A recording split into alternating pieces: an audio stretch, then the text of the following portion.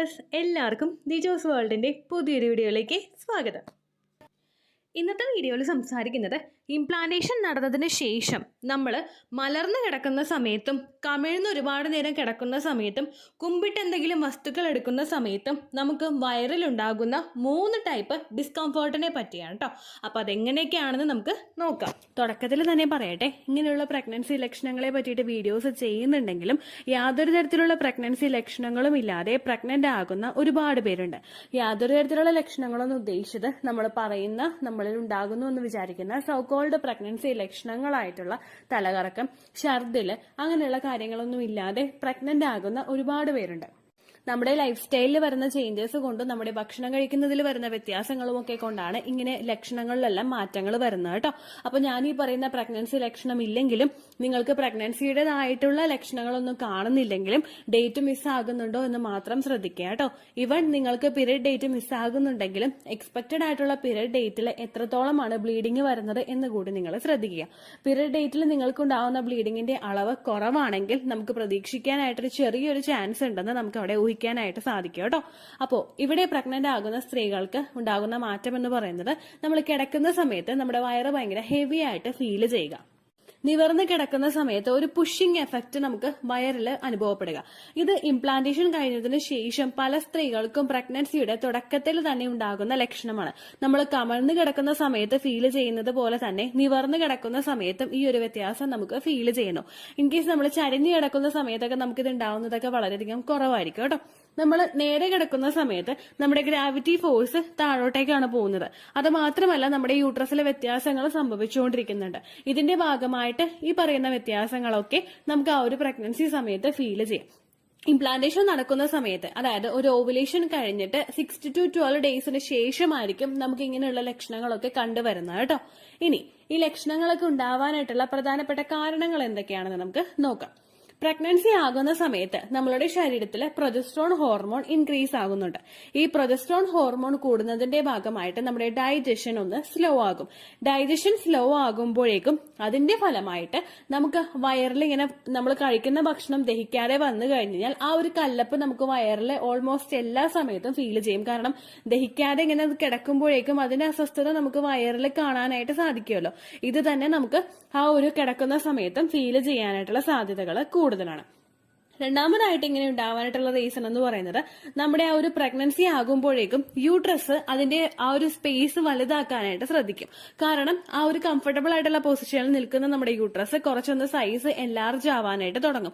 അപ്പൊ അതിന്റെ ആ ഒരു പൊസിഷനിൽ നിന്ന് അതിന് മാറ്റം വരും. അതിന് കുറച്ചധികം സ്പേസ് എടുക്കേണ്ടതായിട്ട് വരും. ഇങ്ങനെ ഒരു പുഷിംഗ് എഫക്ട് ആ ഒരു യൂട്രസ് നമ്മളുടെ ശരീരത്തിലോട്ട് കൊടുക്കുമ്പോഴേക്കും ആ പുഷിംഗ് എഫക്ട് നമുക്ക് ആ കിടക്കുന്ന സമയത്തും അതുപോലെ തന്നെ നമ്മൾ മറ്റുള്ള ജോലികളൊക്കെ ചെയ്ത് നടക്കുന്ന സമയത്തും ആ വ്യത്യാസം നമുക്ക് കാണാം. യൂട്രസിന്റെ ചുറ്റുമുള്ള മസിൽസും ഇതുപോലെ തന്നെ ഒന്ന് സൈസ് വലുതാക്കാനായിട്ട് ശ്രമിക്കുന്നുണ്ട്. അപ്പൊ ആ ഒരു പുഷിംഗ് എഫക്ട് ഓൾമോസ്റ്റ് നമ്മളുടെ ആ ഒരു ലോവർ അബ്ഡമൻ ഭാഗത്തൊക്കെ നല്ലതുപോലെ തന്നെ ഫീൽ ചെയ്യും. കാരണം ഒരു കുഞ്ഞൊരു സർക്കിളായിട്ട് നിൽക്കുകയാണെങ്കിൽ അത് പിന്നെ പിന്നെ വലുതാവാനായിട്ട് തുടങ്ങുമ്പോഴേക്കും ആ വലുതാവുന്നതിനനുസരിച്ച് പ്രഷർ ഫ്രണ്ടിലോട്ടല്ലേ പോകുന്നത്. സെയിം അതേ മെക്കാനിസം തന്നെയാണ് ഇവിടെ വർക്ക് ചെയ്യുന്നത്. നമ്മളിപ്പോ കൈ ചുരുട്ടി പിടിച്ചേക്കാന്ന് വിചാരിക്കാം. കൈ ഇങ്ങനെ തുറക്കാനായിട്ട് നമ്മൾ ശ്രമിക്കും തോറും നമ്മൾ എഫക്ട് ആ ഒരു പുഷിങ് കൊടുക്കുന്നത് പുറത്തേക്കുള്ള പോർഷനിലോട്ടല്ലേ. ഇതേ ആ ഒരു എഫക്ട് തന്നെ വരുമ്പോഴേക്കും നമുക്ക് ആ ഒരു യൂട്രസിന്റെ പുഷിങ് എഫക്ട് കൊണ്ടും നമുക്ക് ആ ഒരു വയറിലെ കല്ലപ്പ് പോലെ ഫീൽ ചെയ്യാം കേട്ടോ. അടുത്ത റീസൺ എന്ന് പറയുന്നത് നമുക്ക് പ്രഗ്നന്റ് ആകുന്ന സമയത്ത് നമ്മളുടെ ആ ഒരു ഡൈജഷൻ സ്ലോ ആകുന്നതോടൊപ്പം തന്നെ നമുക്ക് വയറിലെ ഗ്യാസ് ഫോം ചെയ്യാനായിട്ടുള്ള സിറ്റുവേഷൻസ് വളരെ കൂടുതലാണ്.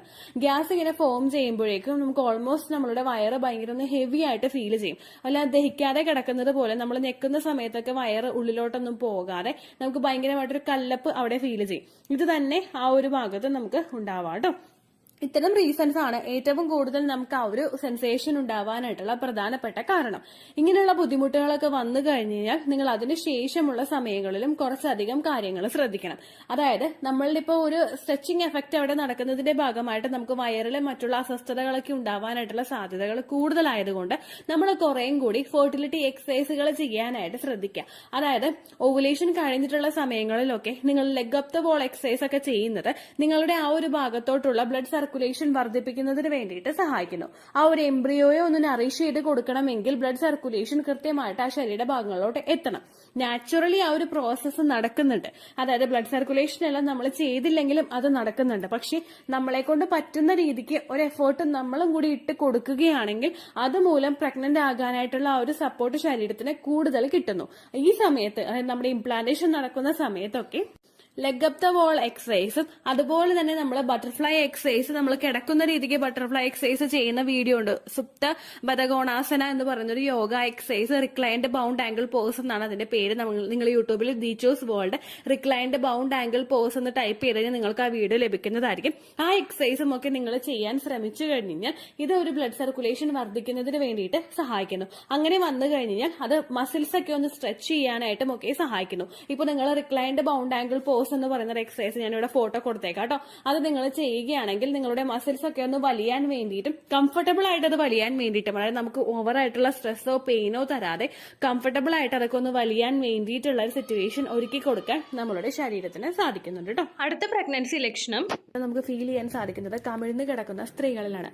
കമിഴ്ന്ന് കിടക്കുന്ന സ്ത്രീകളിൽ നമ്മൾ എപ്പോഴും നമ്മുടെ സ്റ്റൊമക്കിലായിരിക്കും നമ്മൾ കമന്ന് കിടക്കുന്നത്. നമ്മൾ ആ ഒരു പ്രഷർ വരുന്നത് നമ്മുടെ സ്റ്റൊമക്കിലും അതുപോലെ നമ്മുടെ നെഞ്ചിലുമായിരിക്കും ഒരു പ്രഷർ കൂടുതലായിട്ടും അനുഭവപ്പെടുന്നത്. നോർമലായിട്ട് നമ്മളിപ്പോൾ ഒരു കമിഴ്ന്ന് കിടക്കാനായിട്ട് ഇഷ്ടമുള്ള ഒരു സ്ത്രീക്ക് കമിഴ്ന്ന് കിടന്നാലേ ഉറങ്ങുകയുള്ളൂ അങ്ങനെയുള്ളവർക്ക് തിങ്കിങ് ഉള്ള സ്ത്രീകളുണ്ടാകും. അങ്ങനെയുള്ള സ്ത്രീകൾക്ക് നോർമലി അവരിപ്പോൾ ജനിച്ചിട്ട് ഇത്രയും നാൾ വരെ കമിഴ്ന്ന് കിടക്കുമ്പോൾ ഒരു ബുദ്ധിമുട്ടും ഉണ്ടാവില്ല.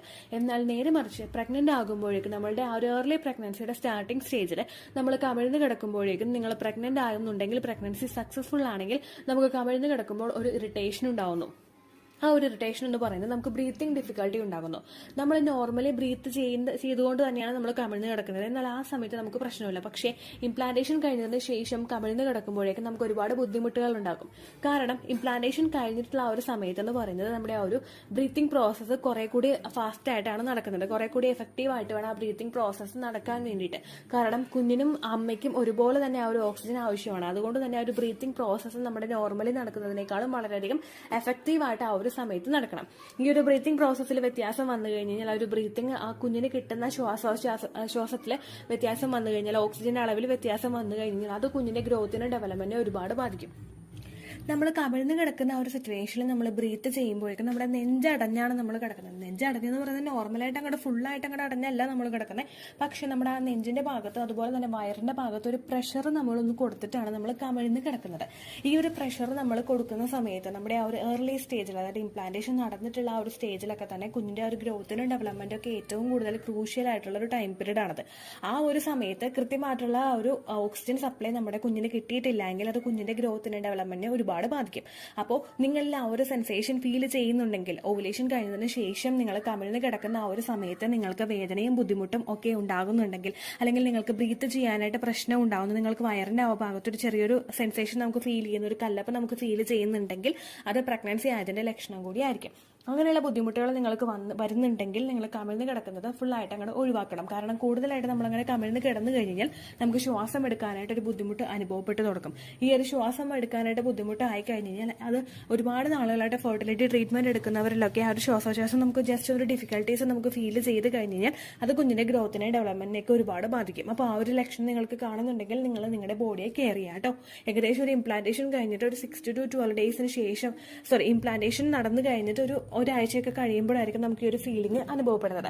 അടുത്ത ബുദ്ധിമുട്ട് നമുക്ക് ഉണ്ടാകുന്നത് നമ്മൾ കുമ്പിട്ട് നിന്ന് എന്തെങ്കിലും എടുക്കുന്ന സമയത്താണ് കേട്ടോ. ഇംപ്ലാന്റേഷൻ നടന്നതിന് ശേഷമുള്ളൊരു സമയങ്ങളിൽ ഒരു കുമ്പിടാൻ നമുക്ക് പല സ്ത്രീകൾക്കും ഡിഫിക്കൽട്ടീസ് ഉണ്ടാകും. കുമ്പിടാനായിട്ടൊരു ബുദ്ധിമുട്ട് നമുക്ക് ഉണ്ടാകുക എന്ന് പറയുന്നത് നമ്മൾ കുമ്പിടുന്ന സമയത്ത് നിങ്ങളൊന്ന് ചിന്തിക്കാം. നമ്മൾ ജസ്റ്റ് ഒരു താഴെ ഒരു സാധനം വീണ് കിടക്കുന്നത് നമ്മൾ കുമ്പിട്ടെടുക്കുമ്പോഴേക്കും ഏറ്റവും കൂടുതൽ പ്രഷർ വരുന്നത് നമ്മുടെ അടിവയറിന്റെ ഭാഗത്തായിരിക്കും. നമ്മുടെ ആ ഒരു പെൽവിക്കിന്റെ ഭാഗം സ്റ്റാർട്ടിങ്ങിലും നമ്മുടെ പൊക്കിൾ കഴിഞ്ഞിട്ടൊരു ഭാഗത്തുമായിരിക്കും ഈ ഒരു പ്രഷർ വരുന്നത്. നമ്മൾ ആ ഒരു കുമ്പിടുന്ന ആ ഒരു അവസ്ഥയിൽ ഏറ്റവും കൂടുതൽ ആ ഒരു പ്രഷർ നമ്മുടെ ശരീരം ഏറ്റവും കൂടുതൽ കൊടുക്കുന്നത് നമ്മുടെ അടിവയറിന്റെ ഒരു ഭാഗത്തായിരിക്കും. ഈ ഒരു അടിവയറിന്റെ ഭാഗത്ത് നമുക്ക് ഇംപ്ലാന്റേഷൻ നടന്നു കഴിയുമ്പോഴേക്കും അതിനനുസരിച്ചിട്ടുള്ള മാറ്റങ്ങൾ ഉണ്ടാവും. കാരണം എന്താണെന്ന് വെച്ചാൽ നമ്മുടെ യൂട്രസ് സ്ഥിതി ചെയ്യുന്നത് ആ ഒരു പൊക്കിളിന് താഴെയുള്ള ഒരു ഭാഗത്താണ്. പൊക്കിളിന് താഴെയുള്ള ഒരു ഭാഗത്ത് നമ്മുടെ യൂട്രസ് സ്ഥിതി ചെയ്യുന്ന ഒരു സമയത്ത് നമ്മളിൽ ഇംപ്ലാന്റേഷൻ നടന്നു കഴിഞ്ഞിട്ട് നമ്മുടെ ഫെർട്ടിലൈസ്ഡ് ആയിട്ടുള്ള എഗ്ഗ് യൂട്രസിന്റെ ലൈനിങ്ങിൽ വന്ന് അറ്റാച്ച് ആകുമ്പോഴേക്കും ആ ദിവസം മുതൽ ആ എംബ്രിയോ വളരാനായിട്ട് തുടങ്ങും. ആ എംബ്രിയോയുടെ വളർച്ച അവിടെ ഉണ്ടാകുമ്പോഴേക്കും നമ്മളുടെ ശരീരത്തിൽ ആ ഒരു ജീവൻ അവിടെ തുടിച്ചു തുടങ്ങുന്ന ആ ഒരു സമയത്ത് നമുക്ക് ആ ഒരു വളർച്ച ആ ഒരു ഭാഗത്ത് നമുക്ക് ഫീൽ ചെയ്യാനായിട്ട് സാധിക്കും. ഈ ഒരു വളർച്ച അവിടെ ഉണ്ടാകുന്നത് മൂലം നമ്മൾ കുമ്പിടുന്ന സമയത്ത് നമുക്ക് അവിടെ വല്ലാത്തൊരു കനം തോന്നും, ഒരു ബുദ്ധിമുട്ട് നമുക്ക് അവിടെ ഫീൽ ചെയ്യാനായിട്ട് തുടങ്ങും. അത് മാത്രമല്ല, നമ്മളുടെ ശരീരത്തിൽ ഇൻക്രീസ് ആയിട്ട് വരുന്ന പ്രൊജസ്ട്രോൺ ഹോർമോണിന്റെ ആ ഒരു ഇൻക്രീസ് മൂലം, പ്രൊജസ്ട്രോൺ ഹോർമോണിന്റെ ഒരു ഹൈക്ക് മൂലം നമ്മുടെ ഒരു ഡൈജസ്റ്റീവ് സിസ്റ്റത്തിലും അതിൻ്റെതായിട്ടുള്ള വ്യത്യാസങ്ങൾ അവിടെ അനുഭവപ്പെട്ട് തുടങ്ങും. ഈ ഡൈജസ്റ്റീവ് സിസ്റ്റത്തിൽ വ്യത്യാസം അനുഭവപ്പെടുന്നതിന്റെ ഭാഗമായിട്ട് നമ്മുടെ യൂട്രസും അതിന് ചുറ്റുമുള്ള സ്ഥിതി ചെയ്യുന്ന ഒരു വയറിന്റെ ഭാഗവും ഒക്കെ നമുക്കൊരു കല്ലപ്പ് നല്ലതുപോലെ ഫീൽ ചെയ്യും. ഈ ഒരു ബുദ്ധിമുട്ട് നമുക്ക് കൂടി വരുന്നുണ്ടെങ്കിൽ ഇംപ്ലാന്റേഷൻ കഴിഞ്ഞിട്ടുള്ള ആ ഒരു സമയം മുതൽ തന്നെ അവിടെ ഒരു ഗ്രോത്ത് ഉണ്ടാകുന്നതിന്റെ ഭാഗമായിട്ട് നമുക്ക് ഒരു ഡിഫിക്കൽട്ടീസ് ഉണ്ടാകുന്നുണ്ടെങ്കിലും നിങ്ങൾക്ക് ഒരു ഇംപ്ലാന്റേഷൻ കഴിഞ്ഞതിന് മുൻപോട്ടുള്ള അങ്ങോട്ടുള്ള സമയങ്ങളിലൊക്കെ ഈ ഒരു വ്യത്യാസം കൂടി വരുന്നുണ്ടെങ്കിൽ, നമ്മൾ കുമ്പിടുന്ന സമയത്ത് നമുക്ക് നേരെ മറിച്ച് ഓരോ സമയങ്ങളിൽ ഫ്രീ ആയിട്ട് കുമ്പിടാൻ പറ്റുന്നതിന് പകരം നമുക്ക് കുമ്പിടുന്ന സമയത്ത് എന്തെങ്കിലും ബുദ്ധിമുട്ടുകളോ അല്ലെങ്കിൽ അസ്വസ്ഥതകളോ ആ ഒരു ഭാഗത്ത് ഫീൽ ചെയ്യുന്നുണ്ടെങ്കിൽ, വേദനയായിരിക്കും നമുക്ക് ഏറ്റവും കൂടുതൽ അസ്വസ്ഥതയായിരിക്കും, ഒരു കല്ലപ്പ് നമുക്ക് ഫ്രീ ആയിട്ട് അങ്ങോട്ട് കുമ്പിടാനായിട്ട് പറ്റുന്നില്ല, ആ ഒരു ഡിഫിക്കൽട്ടീസ് നമുക്ക് ഉണ്ടാകും. അപ്പോൾ ഇതുപോലൊരു ഡിഫിക്കൽട്ടി നിങ്ങൾക്ക് ഉണ്ടാവുകയാണെങ്കിലും ശരീരം നന്നായിട്ട് ശ്രദ്ധിക്കണം കേട്ടോ. ഇത്രയേ ഉള്ളൂ വീഡിയോ. യൂസ്ഫുൾ ആയി കാണുമെന്ന് വിശ്വസിക്കുന്നു. യൂസ്ഫുൾ ആവുന്നുണ്ടെങ്കിൽ ലൈക്ക് ചെയ്യുക, ഫ്രണ്ട്സിനൊക്കെ ഷെയർ ചെയ്ത് കൊടുക്കുക കേട്ടോ. എന്തെങ്കിലും സംശയം ഉണ്ടെങ്കിൽ നിങ്ങൾ കമൻസിൽ ചോദിക്കുക. പണ്ടത്തെ വീഡിയോയ്ക്ക് കമൻസ് ഇടുന്നവർക്ക് റിപ്ലൈ ലഭിക്കുന്നില്ലെങ്കിൽ ലേറ്റസ്റ്റ് ആയിട്ട് ഞാൻ ഏത് വീഡിയോ ആണോ അപ്ലോഡ് ചെയ്യുന്നത് അതിന് താഴെ കമൻറ്റ് ഒന്ന് കോപ്പി പേസ്റ്റ് ചെയ്യാനായിട്ട് ശ്രദ്ധിക്കുക കേട്ടോ. അതുപോലെ ഓവുലേഷൻ ഡേറ്റ് കാൽക്കുലേറ്റ് ചെയ്ത് തരാനായിട്ട് റിക്വസ്റ്റ് ചെയ്യുന്ന ആളുകൾ എത്രയാണോ സൈക്കിൾ ലെങ്ത് അത് മെൻഷൻ ചെയ്യാനായിട്ട് ശ്രദ്ധിക്കുക. സൈക്കിൾ ലെങ്ത് എന്നതുകൊണ്ട് ഉദ്ദേശിച്ചത് ഓരോ മാസവും എത്ര ദിവസം കൂടുമ്പോഴാണോ ബ്ലീഡിങ് വരുന്നത് അതാണ് സൈക്കിൾ ലെങ്ത്. കഴിഞ്ഞ മാസം ഒരു 8-ാം തീയതിയാണ് ബ്ലീഡിങ് ആയതെങ്കിൽ ഈ മാസം 6-ാം തീയതിയാണ് ബ്ലീഡിങ് ആയതെങ്കിൽ കഴിഞ്ഞ മാസം 8-ാം തീയതി മുതൽ ഈ മാസം 6-ാം തീയതി വരെ എത്ര ദിവസമുണ്ടോ അത് കാലണ്ടറിൽ എണ്ണി തിട്ടപ്പെടുന്നതാണ് നിങ്ങളുടെ സൈക്കിൾ ലെങ്ത്. സൈക്കിൾ ലെങ്ത് നമ്മൾ കൃത്യമായിട്ട് കാൽക്കുലേറ്റ് ചെയ്യുകയാണെങ്കിൽ ഓവുലേഷൻ ഡേറ്റ് എളുപ്പത്തിൽ കണ്ടുപിടിക്കാൻ വേണ്ടിയിട്ട് ഒരുപാട് ആപ്ലിക്കേഷൻസും ഒരുപാട് ഓൺലൈൻ ആയിട്ടുള്ള വെബ്സൈറ്റുകളും ഇന്ന് നമുക്ക് അവൈലബിൾ ആണ്. പ്ലേ സ്റ്റോറിൽ പോയിട്ട് ഓൺലൈൻ ഓവുലേഷൻ ട്രാക്കർ എന്ന് ടൈപ്പ് ചെയ്ത് കഴിഞ്ഞാൽ നിങ്ങൾക്ക് അതുമായിട്ട് ബന്ധപ്പെട്ടിട്ടുള്ള ആപ്ലിക്കേഷൻസ് കിട്ടും. അത് പറ്റുന്നില്ല എങ്കിൽ ഗൂഗിളിൽ പോയിട്ട് ഓൺലൈൻ ഓവുലേഷൻ കാൽക്കുലേറ്റർ എന്ന് ടൈപ്പ് ചെയ്ത് കഴിഞ്ഞാൽ അതുമായിട്ട് ബന്ധപ്പെട്ടിട്ടുള്ള വെബ്സൈറ്റുകൾ നിങ്ങൾക്ക് കിട്ടും. അതിൽ നിങ്ങളുടെ ലാസ്റ്റ് മന്തിലെ മെൻസ്ട്രേഷൻ്റെ ഡേറ്റും ഒപ്പം ഞാൻ ഈ പറഞ്ഞ രീതിക്ക് നിങ്ങൾ കാൽക്കുലേറ്റ് ചെയ്യുന്ന സൈക്കിൾ ലെങ്ത്തും എൻ്റർ ചെയ്ത് കൊടുക്കുകയാണെങ്കിൽ നിങ്ങൾക്ക് കൃത്യമായിട്ട് ഓവുലേഷൻ ഡേറ്റ് കണ്ടുപിടിക്കാനായിട്ട് സാധിക്കും. ഫെർട്ടൈൽ ടൈം പീരീഡും നിങ്ങൾക്ക് കിട്ടും. അതായത് എത്ര ദിവസം മുതൽ കോൺടാക്ട് ചെയ്ത് തുടങ്ങിക്കഴിഞ്ഞാൽ നിങ്ങൾ പ്രഗ്നൻ്റ് ആകും എന്നുള്ളൊരു ഡേറ്റും നിങ്ങൾക്ക് പ്രോപ്പറായിട്ട് കിട്ടും കേട്ടോ. ഇത് കാൽക്കുലേറ്റ് ചെയ്യുന്ന സമയത്ത്, സൈക്കിൾ ലെങ്ത് കാൽക്കുലേറ്റ് ചെയ്യുന്ന സമയത്ത് നിങ്ങളുടെ ആ ഒരു കലണ്ടറിൽ നോക്കി തന്നെ നിങ്ങൾ കാൽക്കുലേറ്റ് ചെയ്യുക. പല മാസങ്ങളിലും 30-31 ദിവസമുണ്ട്, അതുകൊണ്ടാണ് അങ്ങനെ പറഞ്ഞത്. ഒപ്പം നിങ്ങൾക്ക് ബ്ലീഡിങ് തുടങ്ങിയ ദിവസത്തിന് വേണം നിങ്ങൾ ഡേ 1 ആയിട്ട് എടുക്കാൻ വേണ്ടിയിട്ട്. സ്പോട്ടിങ് തുടങ്ങിയ ദിവസത്തിനെ, അതായത് ചെറുതായിട്ട് ഡിസ്ചാർജ് പോയി തുടങ്ങിയ ദിവസത്തിനെ നിങ്ങൾ കൺസിഡർ ചെയ്യേണ്ട ആവശ്യം ഇല്ല കേട്ടോ. അപ്പോൾ ഇത്രയേ ഉള്ളൂ വീഡിയോ.